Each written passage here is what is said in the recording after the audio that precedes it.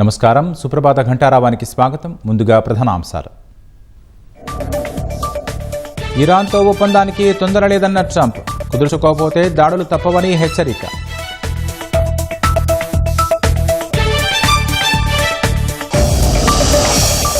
అమరావతిలోని క్వాంటమ్ వ్యాలీలో జంట టవర్లు 1208 కోట్లతో నిర్మాణానికి సిఆర్డీఏ ఆమోదం.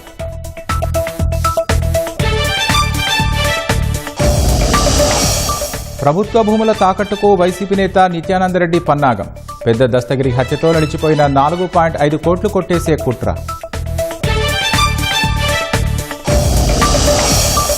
వైసీపీ ఎమ్మెల్సీ అనంతబాబు కోసం పోలీసుల అన్వేషణ. విశాఖ, విజయవాడతో పాటు ఏజెన్సీ ప్రాంతాల్లో గాలింపు.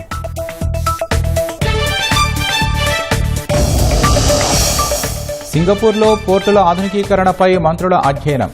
ఆటోమేషన్, ఏఐ వినియోగం, ప్రత్యేకతల పరిశీలన.